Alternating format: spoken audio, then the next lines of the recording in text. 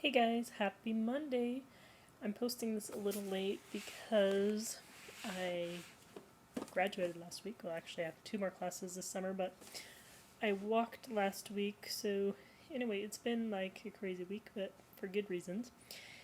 Anyway, the question I decided to answer today is somebody wanted to know what they don't want to recover and how do they get to where they do want to recover and what do they do in the meantime. Well, let me tell you, when I started recovery, I didn't want to recover, and I think that's probably pretty normal to have some ambivalent feelings about recovery or even antagonistic feelings towards recovery.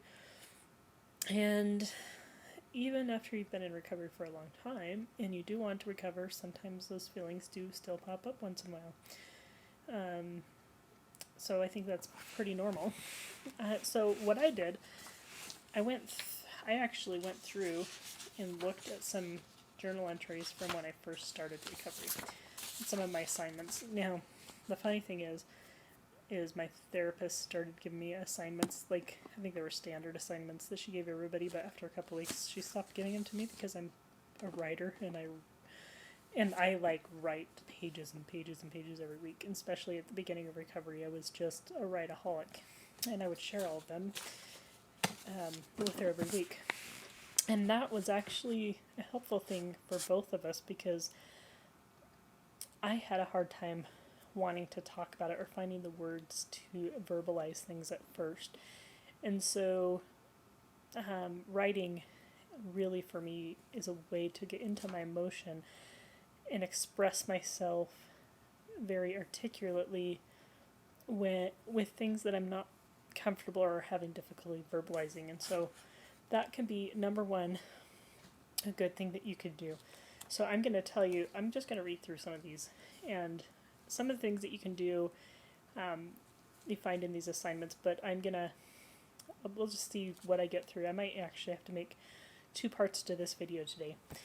So anyway, the first assignment I had was to write like 3 goals that I had for recovery and to write like a paragraph of what I saw my life being like after therapy.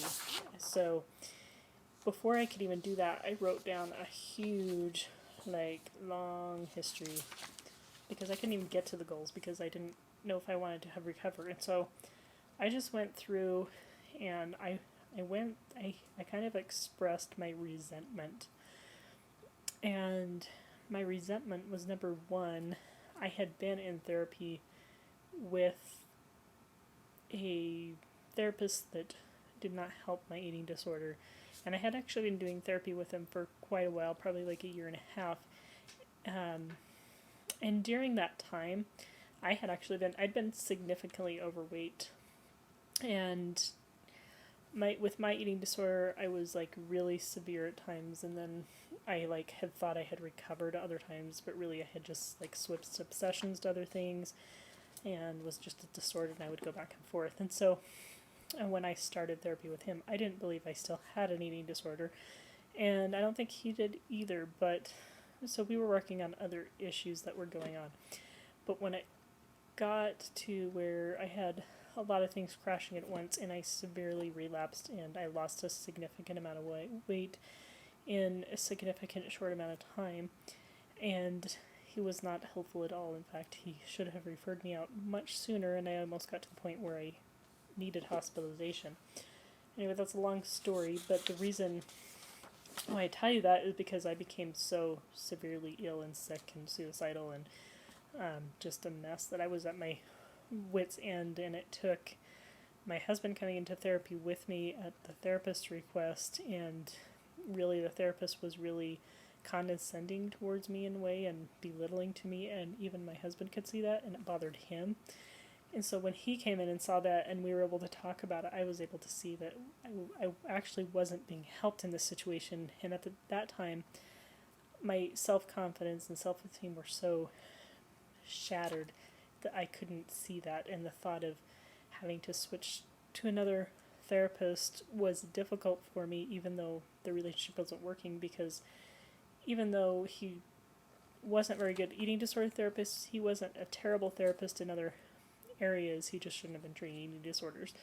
And I have had an abusive history with a different therapist in the past, and so for me to switch was a big, scary ordeal. So when I went in, I kind of went through that resentment and why that in itself had kind of made me not want to recover, because the therapy experience was very negative up until that point, at least for the eating disorder wise. So I went through and I just, I won't go through it because a lot of it's really distorted and I don't want to be too triggering, but my goals at that time were to be able to identify and let go of some abuse issues that kept me in my eating disorder, because that was a big part of it. And at that point I thought, well, I had dealt with a lot of it, but I think maybe it's still a contributing factor. Well, as it turned out, I really hadn't dealt with any of it. I had intellectualized it, but never had gotten to the emotion. I'm very good at intellectualizing, and that was part of the problem with my previous therapist, is I could talk really intelligently, but I think he failed to see that I wasn't really emotionally processing things. So it wasn't all his fault. Part of it was the way that I came across too, I guess. But number two, I'd like to be able to let go of my eating disorder, but quite honestly, part of me doesn't even want to recover because I'm afraid of losing control again and gaining back the weight, and I still want to lose more weight. At that point, I felt like, hey, I'm too fat for recovery. And the bottom line is, you're never going to be thin enough for recovery. So eating disorder is not about weight, and severity has nothing to do with weight. So I think that's the biggest hurdle that people have. That was for me anyway, is that I was at a normal weight. I wasn't underweight, so I felt like I wasn't thin enough to recover, because I felt like I had to be underweight before I should even seek recovery, which isn't true. If you're that far, then you should have started recovery a long time ago and you're really compromised. So I want to stop getting triggered by people's comments about my weight.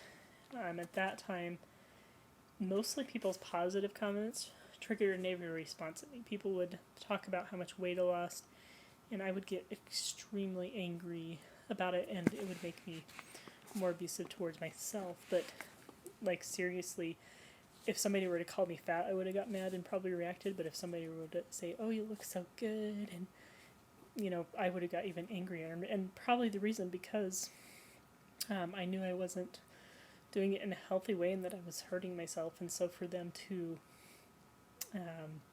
make it a positive thing when I was punishing myself was, I don't know, in my distorted mind, it didn't work. So it made me really angry. And I kind of use that as an excuse sometimes too. But my idea of life after therapy at that point was, I would like to live like a life without therapy, and I'd like to be at a healthy weight that I can maintain. I'd like to have a healthy relationship with food instead of hating food. I either hate food or eat too much to gain weight, and I don't know how to find a middle where I can eat and stop eating or not starve and obsess about it. And right now, I can't even see how I can do that, because it has always been a pattern. I think it would be nice to just live and be healthy and be at a healthy weight, because it is healthy.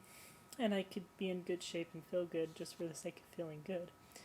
Right now, I feel like when I start to feel normal, I sabotage myself because I can't be normal and I can't be healthy. And I'm not okay with just being okay. And which I thought was really ridiculous. But I've heard that same thing over and over again.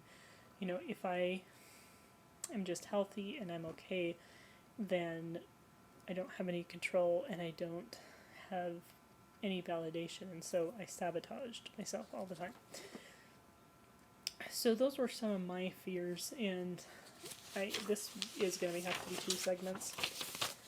So I will end this one and I'll go on to part 2.